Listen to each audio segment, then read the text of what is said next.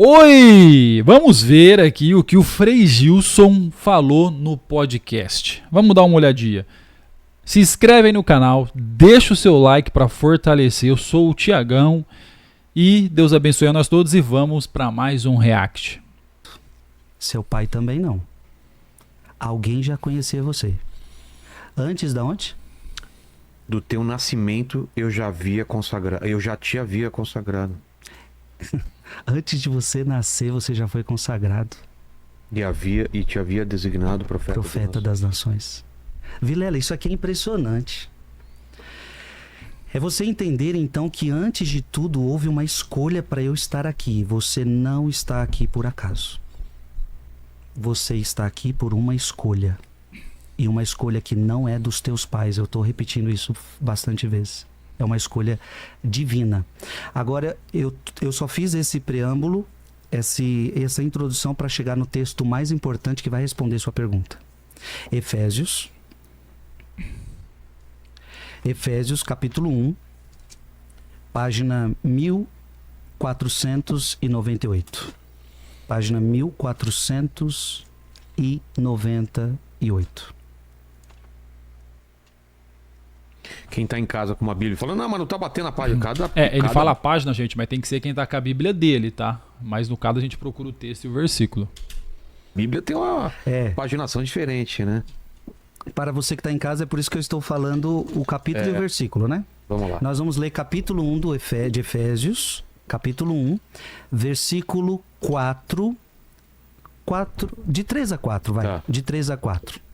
Bendito seja Deus, Pai de nosso Senhor Jesus Cristo, que do alto do céu nos abençoou com toda a bênção espiritual em Cristo. Aqui que é o importante. E nos escolheu nele antes da criação do mundo. Antes da criação do mundo. Você... Antes? Não tinha mundo. Antes do sol. Mas não tinha mundo ainda. Antes do sol, ele já tinha pensado no Vilela. Antes da lua, já tinha pensado no Vilela. Nem sabia ainda. Antes de tudo, você era a obra-prima das mãos dele. E veja, esse nele que está falando aqui é quem? Em Cristo. Cristo. E nos escolheu nele. E nos escolheu em Cristo. Antes da criação do mundo. E aí eu respondo a pergunta sua e do Léo. Pra quê? Pra quê? Pra que ele me escolheu? Tá, beleza. Então ele me escolheu, ele me chamou, me deu vida, me colocou no ventre da minha mãe. Ele me escolheu antes da... Beleza, mas pra quê? Leia o texto. Versículo 4. Frei Gilson, gente, é um padre diferenciado, tá?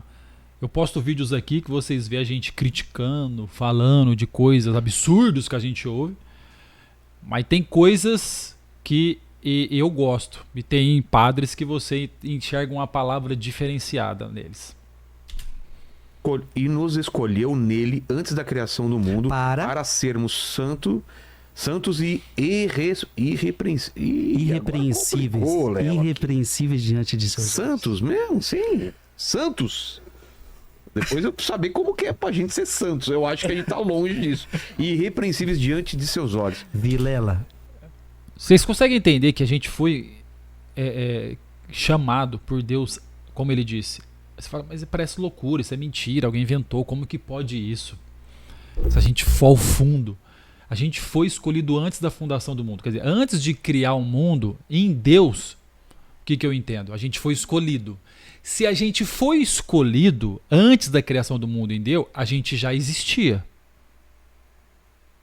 Como assim, Thiago, você tá louco? Não.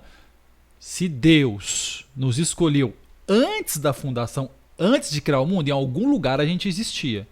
Então, se a gente veio por aqui, se a gente está aqui nessa terra, para passar um tempo, alguns anos, e depois cabe essa carne aqui, por isso que Jesus fala assim, quem crê em mim viverá. Quem crê em mim, ainda que morra, viverá. Porque a vida eterna, então essa vida não está aqui. Então, se antes da criação do mundo, vamos lá, vamos tentar fazer uma teologia sistemática aí. Se antes da fundação do mundo Deus já me conhecia, ele me escolheu lá, quer dizer que eu já existia lá atrás, antes da fundação do mundo. Aqui eu passei a ser, aqui eu sei, eu estou e ser. A gente vive dentro de um espaço e tempo. A gente vai viver um certo momento aqui. acabou, a gente é chamado de volta para a vida eterna, eu creio para voltar da onde a gente foi escolhido. Ou seja, você nunca morre. Por isso que Jesus sempre falou da vida eterna, sempre falou que ele foi, que ele venceu a morte. Então a gente nunca morre, a gente sempre existiu, a gente agora estamos aqui e depois nós vamos voltar a viver a vida eterna da forma que era. Olha que coisa louca. O que eu vejo, a casa de Deus, a nossa casa, não é aqui. É muito louco isso. E você foi escolhido em Jesus antes da criação do mundo. E a Bíblia está te dando resposta. Para que eu tô aqui? Beleza, Deus, para que eu tô aqui? Você está aqui para ser santo. Para que ele me escolheu? Tá, beleza. Então ele me escolheu, ele me chamou, me deu vida, me colocou no ventre da minha mãe. Ele me escolheu antes da... Beleza, mas para quê? Leia o texto. Versículo 4. E nos escolheu nele antes da criação do mundo para sermos santos e irrepreensíveis. Irrepreensíveis diante de seus santos mesmo, sim. Santos. Depois eu preciso saber como que é pra gente ser santos. Eu acho que a gente tá longe disso. Irrepreensíveis diante de seus olhos. Vilela. Gente, pra quem não sabe o que é ser santo, tem gente que acha que ser santo é viver nas nuvens, santo nada mais é do que separado. Ou seja, você ser separado do mundo, do pecado. Você foi escolhido em Jesus antes da criação do mundo. E a Bíblia está te dando resposta. Para que eu tô aqui? Beleza, Deus, para que eu tô aqui? Você está aqui para ser santo. Irrepreensível diante dos meus olhos. Explica o que é ser santo agora. Pelo pouco que eu sei, a gente tá longe disso, Léo. Não tem a carteirinha, não. A gente tá deixando de pagar mensalidade aí, né? Veja, eu vou responder simplesmente: ser santo é você ser outro Cristo. Porque santo a gente tem a ideia desses santos, pessoas que tiveram uma vida excepcional, que se dedicaram a Jesus. Você imitar Jesus Cristo. Ser santo é isso, Vilela, é você imitar Jesus Cristo, é você... amar ao outro... É você se parecer tanto com Cristo que você se santifica. Mas é impossível ser como Cristo. Olha... buscar... Não é bem assim. Não é bem assim. Porque, veja, se fosse algo impossível, por que ele pediria pra gente ser? Mas é a tentativa, né? Ser como Cristo Veja, Peraí. Vamos lá, vamos separar. A palavra diz assim: sede santo como eu sou santo. Então seja separado dessas coisas como eu sou separado. Não que nós vamos ser igual a Cristo, não tem como. Não tem jeito. Ele é o único ser que não tem pecado. Ele é o único ser diferente, mas ele pediu para fazer as obras, sede como ele é. Ser livre de pecados. Sim, obviamente nesse não. Sentido, nesse sentido não. Nesse sentido não. Mas quando Jesus ele mesmo vai falar: sede perfeitos como vosso Pai Celeste é perfeito. É ele que está falando com você. Ora, se ele está pedindo para você ser perfeito, ele está pedindo algo que é impossível de você fazer, entendeu? Então assim, a santidade é esse processo onde você vai matando o seu homem velho que pecou em Adão, porque todos nós trazemos as más tendências de Adão. Então, ser santo é você renunciar a este homem velho, saber da nossa natureza, reconhecer que você é pecador, reconhecer que você é miserável, pedir perdão a ele e se achegando cada vez mais a Cristo e ir aderindo às virtudes dele, o modo de viver dele. Então, é duas coisas. Ao mesmo tempo que você abandona tudo que não condiz com ele. Então isso é ser santo. Primeiro passo, eu tenho que renunciar a tudo que não condiz com Cristo. Tudo que não faz parte de Cristo eu tenho que tirar da minha vida. Tudo. Tudo que você faz, tudo que você fala, tudo que você vê, tudo que você assiste. O que não faz parte com Cristo você tem que tirar da sua vida. Mas não é só tirar coisa ruim, é preciso colocar coisas boas. Então agora você coloca coisas boas. Alegria, paz, unidade, bondade, amor, humildade, e aí você vai colocando os atributos de Cristo na sua vida. E assim você vai se santificando. Mas eu posso pensar que... Gente, é justamente isso, galera. Por isso que eu gosto de ser padre. Ele falou tudo. Você vai continuando se santificando, ficando separado cada vez mais, seguindo aquilo que Cristo fez. É engraçado, a gente pensa assim, pô, mas não tem como ser igual a Cristo. Porque a gente tem uma vida de trabalho, uma vida de luta diária, filhos, família. Nos força às vezes a pecar, a se irar, enfim. As coisas do dia a dia. Ah, mas Cristo, ele vivia só para isso, para obra, assim como muitos dos apóstolos, só faziam isso era mais fácil para eles. Será que é? Não. Aí que você se engana. Por quê? Cristo viveu 30 anos da vida dele, uma vida comum. Trabalhando, aprendendo, estudando, se preparando. Ele fez muita coisa. Não ficou parado lá, assim, esperando dar 30 anos. Não. Ele trabalhou, a palavra fala, ele trabalhava. Fazia muitas e muitas outras coisas. Aí, depois de 3 anos, que começou o ministério dele até o final.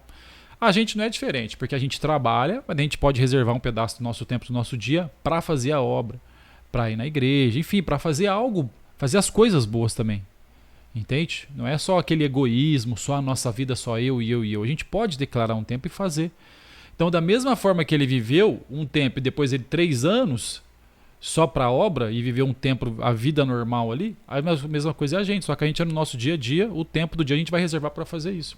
Para ser de como Cristo foi, ser de santo como ele foi santo, tentar sempre se aproximar o máximo de o máximo de Cristo, como Paulo falava, eu vivo em busca do alvo. Santo é a base para daí eu descobrir meu propósito. Por exemplo, o que eu faço aqui é o meu propósito ou não? O meu trabalho não é o meu propósito. Você entendeu? Seu trabalho, seu propósito é ser um frei, é servir a Cristo. Porque o meu, por exemplo, é divulgar de outra forma.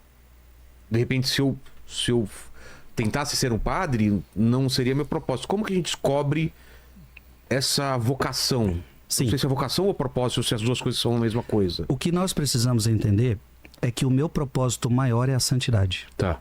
Efésios capítulo 1, versículo 4. Independente do que eu vou fazer na E vida. nos escolheu nele antes da criação do mundo para sermos santos. Pronto, isso é para mim. Tá escutando, Isso Léo? é para você. E pro Léo. Eu Agora- quero muito incluir o Léo nessa. O Léo também. Tô incluso? Tá Todos estão inclusos. Léo, Todos. é pra você, Léo. Aqui está Nossa, o falou ateu. tudo. Aqui está todos os homens de todas as religiões, de todas as dominações. Todos foram chamados a serem santos. Todos. E aquela pergunta anterior do livre-arbítrio? Eu tenho o livre-arbítrio de renunciar a isso, ou se eu fui chamado para ser, eu vou ser? Não. Aqui que está o X da É. questão. É claro que você Boa tem um pergunta, boa pergunta. livre-arbítrio. De renunciar a isso, eu não quero. Porque, Vilela, Deus te criou em liberdade. Muito bem. Senão a gente ia ser robô. Senão você seria um robô e não teria como você amar a Deus. Se eu sou obrigado a amar Deus, qual é a vantagem o merecimento... Não tem merecimento. Não tem. Eu vejo para o meu filho. Só um trecho aqui que eu achei interessante que ele falou. Igual o Vilela falou, nós somos chamados para isso, para esse propósito. O padre falou muito bem, muito bem. Nós somos chamados para santidade. O propósito que você vai fazer, se você vai apresentar um podcast, se você vai apresentar um canal no YouTube, se você vai virar um pastor, se você vai virar um padre, o que você vai fazer, a obra que você vai seguir, o propósito que você tem em mente, não importa, mas você foi chamado para santidade. Ah, mas eu trabalho, eu sou um piloto de avião, o meu propósito, eu não paro, eu sou não sei o que, enfim, eu não sei o que eu faço. Você foi chamado para ser santo, para andar em santidade, para ser separado. O que você vai viver o propósito aqui na Terra, Deus deu a Terra para você plantar e colher. Você vai plantar e colher da forma que você tem que fazer o seu trabalho. Mas a santidade é o que ele falou, é o primordial, é o pelo qual Cristo te chamou. O filho, ele pode gostar de mim ou não gostar, ele pode me obedecer ou pode não obedecer. E é legal quando ele escolhe me amar e me obedecer. Exatamente. Imagina se ele fosse obrigado, ele não tem outra opção senão fazer exatamente o que eu faço. Esta escolha é um ato de amor. Essa escolha é um ato de amor. Então Deus nos escolheu, nos criou e nos criou em liberdade. Você pode escolher ou não a me amar. Tanto é verdade que no casamento, qual é a primeira pergunta que um padre ou outro faz? É de livre e espontânea vontade que você está aqui? Porque se você está aqui porque alguém te obrigou, colocou uma arma na sua cabeça, então você não tem valor. Não é livre, não Verdade. é amor. Entendeu? Muito bem. Exato. Então, Desculpa, Frei, mas lá no passado, quando Eva, Adão fazem a opção por renunciar à vida eterna e tudo mais, naquele momento, Deus já sabia que eles iam fazer aquilo? Ou aquilo foi uma surpresa pra Deus, sendo que ele sabe todas as coisas? Agora eu quero ver. Agora eu quero ver. Se ele já sabia, por que colocou a árvore lá então, né? Aquela árvore, ela representa algo. Sim. Ela representa a sua liberdade. Eram duas árvores, né? Isso. A árvore da vida e da ciência do conhecimento. Yes, isto. Yes. Poliglota agora, em japonês. Em japonês, né? Aí ele falou assim, essa daqui vocês podem comer à vontade, só essa daqui que não. Essa árvore representa a sua liberdade. Qual? Aqueles que não podia comer. A árvore do conhecimento do bem e do mal. Por quê? Veja bem, então uma árvore traz vida, outra árvore traz morte. Exato. Então o que acontece? O que aquela árvore simboliza? Eu sou Deus. Eu criei você. Isso é de suma importância que a gente está falando. Se foi Deus que me criou, se foi Deus que me escolheu. Ele é o Criador, eu sou criatura. Então, ele está acima de mim. Claro. Ele está acima de mim. E isso é importantíssimo a gente entender. Veja, Deus está dizendo para Adão e Eva, aquela árvore significa o seguinte: no dia em que vocês comerem dela, vocês estarão dizendo para mim, não preciso, que não sou eu quem determino para vocês o que é o bem ou o que é o mal. Quando vocês se arvorarem em achar que são deuses, por isso que a serpente fala, vocês serão deuses, conhecedores do bem e do mal. Então, ou seja, vocês não precisam de Deus dizendo a vocês o que é certo e o que é errado. Vocês tomam conta da vida de vocês. Vocês definem o que é certo e o que é errado. Ora, mas você é criatura, você não tem o poder de discernir o que é certo e o que é errado. É Deus. É Deus quem criou tudo, é Deus quem formou tudo que tem que dizer o que é certo e o que é errado. No dia que vocês comerem, vocês estarão me dizendo que é vocês que decidem o que é certo e o que é errado. E, portanto, vocês se tornarão deuses de vocês mesmos. E, portanto, era uma árvore que também expressava a liberdade do ser humano. Deus criou o ser humano livre. Então, ou seja, Vilela, a sua pergunta é o seguinte: você é obrigado a amar Deus? Não, você não é obrigado a amar Deus. Eu tenho escolha. Agora, Deus criou tanto o ser humano livre que lá no Jardim do Éden ele teve o poder, ele pôde escolher se ele queria escolher a árvore ali, tocar, mexer nela, ou seja, para decidir a partir dali a sua liberdade, conhecer o bem e o mal. Ele teve escolhas e escolhas. Bacana. Adão e Eva, vocês foram escolhidos para serem santos. Vocês foram criados em santidade. Vocês foram criados em justiça. Deus deu tudo o que vocês precisam para isso. Agora, livremente você está dizendo, eu não quero você. Justamente. E Deus vai respeitar. Olha só. Abra sua Bíblia, Vilela, porque essa... Mas antes, assim, a partir do momento que eles fazem essa escolha e tornam-se imortais e todo o resto a gente conhece até hoje, tá na Bíblia também que já tinha o plano para a redenção a partir disso. Sim. Mesmo sabendo que eles iam cair, tinha um plano para a redenção. Desculpa, eu não respondi a sua pergunta. É verdade. A sua pergunta era o seguinte: Deus já sabia que eles iriam cair? Exato. Vilela, é o seguinte: Deus sabe de todas as coisas. Deus já sabe de tudo. Ele é onisciente, onipresente, onipotente. Ele não é preso ao tempo. Agora, se eu digo que Deus sabe, eu não estou dizendo que Deus determina. Isso é importante entender.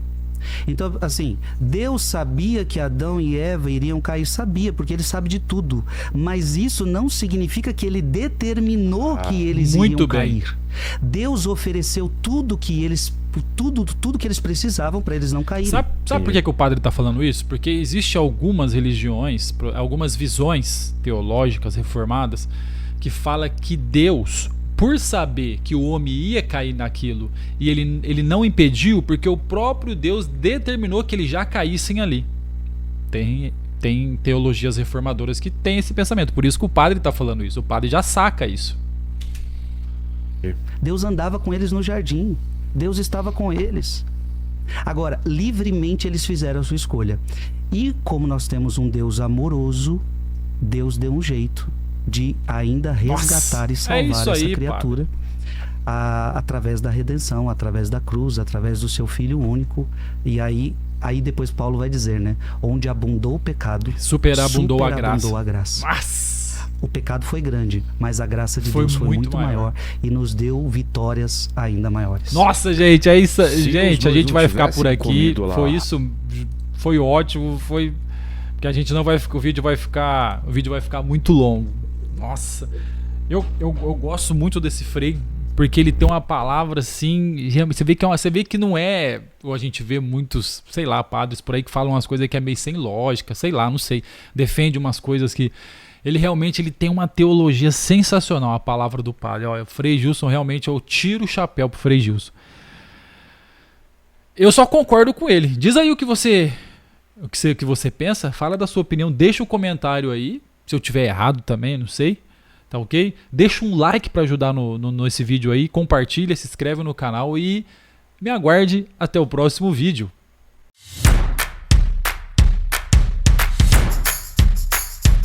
Inscreva-se e clique no sininho. E olha, não vá embora sem comentar no vídeo, hein?